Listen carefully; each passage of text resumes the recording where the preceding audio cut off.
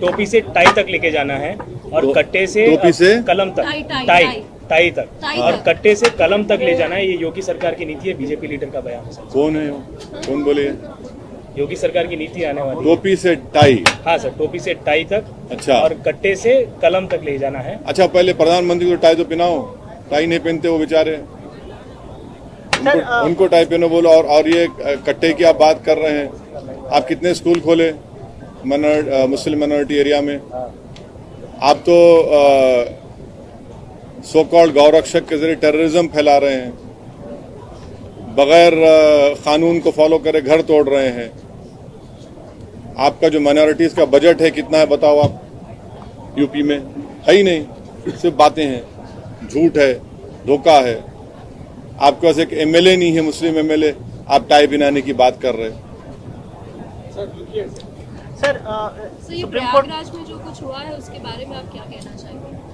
नहीं, हम वायलेंस की मजम्मत करते हैं और साथ ही साथ ये भी कहते हैं कि रूल ऑफ लॉ प्रिवेल होना चाहिए और कानून की रोशनी में सबके खिलाफ एक्शन लेना चाहिए।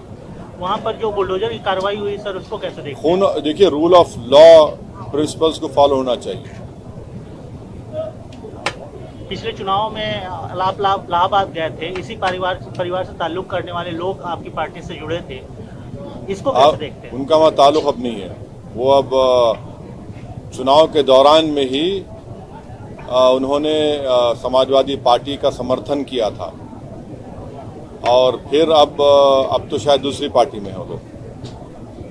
प्रयागराज के गवाह जो उमेश पाल है, उनकी सरेआम हत्या हो गई थी, जिसके बाद आरोपियों के घर पर बुलडोजर चला रहे हैं, तो आप हम ये कह रहे हैं कि भारत के संविधान में, इंडियन पीनल कोड में, सीआरपीसी में जो चीजें लिखी गई हैं उस पर अमल होना चाहिए। कोई भी अपने हाथ में कानून लेकर ना वायलेंस कर सकता है, ना कोई अपने सत्ता में रहकर उस कानून को तोड़ सकता है। जो भी होगा, रूल ऑफ लॉ, संविधान के तहत कार्रवाई होनी चाहिए सबके खिलाफ। अमृतपाल को लेकर के जिस प्रकार की कार्रवाई चल रही है पंजाब में, अभी सीएम अमित शाह को भी मिल रहे हैं, तो क्या इस इश्यू को किस प्रकार से हैंडल किया जा रहा है सही दिशा में? नहीं, मैं तो बोला हूं ना कि भाई ये जो बयानात पंजाब से आ रहे हैं, जो स्टेटमेंट्स आ रहे हैं, उस पर बीजेपी के नेता बड़ी खामोशी बनाए बैठे हैं, बड़े खामोशी बनाए बैठे हैं। क्या मतलब है उसका?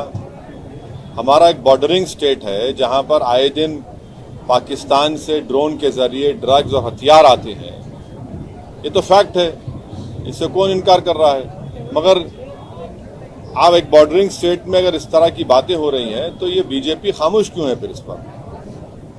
सुप्रीम कोर्ट के फैसले को कैसे देखते हैं? हाँ, सुप्रीम कोर्ट का फैसला मैं वेलकम करता हूँ। मेरा मानना यह है कि आर्टिकल 324 में जो इलेक्शन कमीशन को जो इख्तियारात, जो पावर्स दिए गए हैं उसमें, और मेरे ख्याल से इलेक्शन कमिश्नर और कमीशन और इंडिपेंडेंट होगा और ट्रांसपेरेंसी उसमें पैदा होगी। ये बहुत ज़रूरी है डेमोक्रेसी के लिए। ये इस जजमेंट का मैं वेलकम करता हूँ और उम्मीद करता हूँ कि मोदी सरकार सुप्रीम कोर्ट के जजमेंट को सामने रखकर अगर बिल लाना चाहेगी तो बिल जजमेंट के स्पिरिट को समझेगी। ऐसा ना हो कि वो बोलेंगे नहीं हम नहीं मानते, हम अलग बिल लेकर आएंगे, उसके बरक्स ऑपोजिट लेके आएंगे। ऐसा नहीं, गलत होगा वो।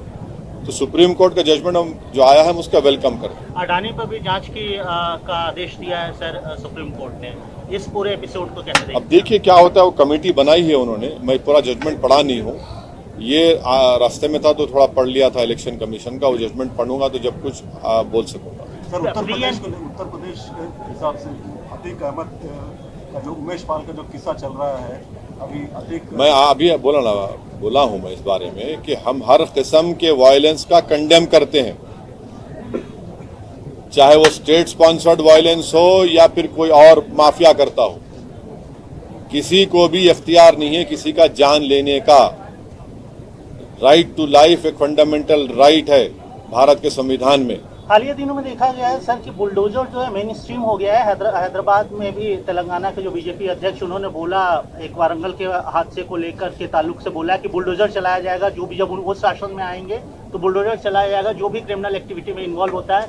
हम यूपी में देख रहे हैं, हम कई अलग अलग राज्यों में देख रहे हैं। जो लोग बैलेट पर भरोसा नहीं करते वो बुलडोजर पर करते हैं। जो लोग अंबेडकर के पैगाम को ठुकराते हैं वो बुलडोज़र को अपनाते हैं।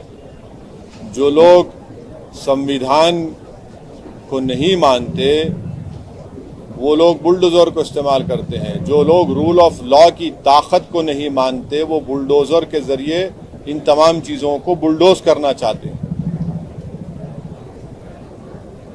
सर सीएम योगी ने गैस सिलेंडर के प्राइसेस भी बढ़ गए। हाँ, तो हम तो बोले हैं ना कि अब महिलाओं पे एक और बोझ मोदी हुकूमत ने आयद कर दिया है।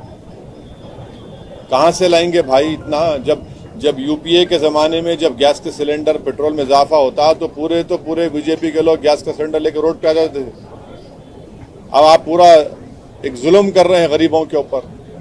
यानी अब तो मेरे को लग रहा है कि एक सिलेंडर भी लेना मुश्किल हो जाएगा गरीबों के लिए। अब उसके बाद फिर वही लकड़ी शुरू हो जाएंगी। फिर अब कहाँ से लाएंगे इतने महंगाई के दौर में 1400 रुपये 1500 रुपये का सिलेंडर? कौन देगा भाई?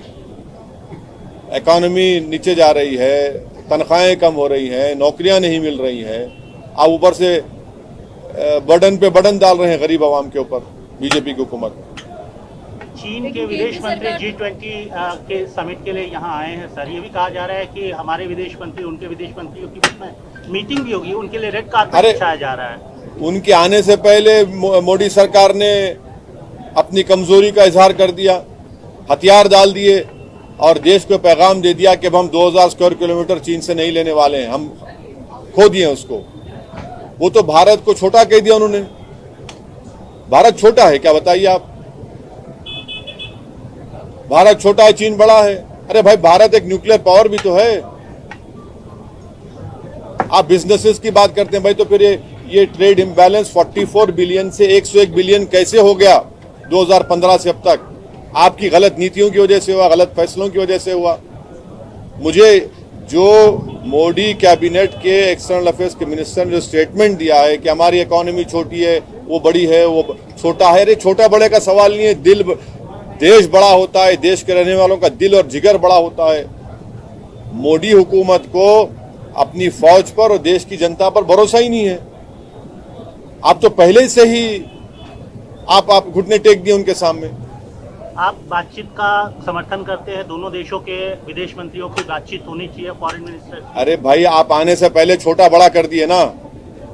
आप उनको बड़ा कर दिए, अपने आप को छोटा कर दिया आप। तो क्या बराबरी की बात होगी अभी? सर योगी ने कहा है कि यूपी में रामराज्य है सर, अभी फिलहाल जो चल रहा है रामराज्य चल रहा है। संविधान के तहत राज होना चाहिए।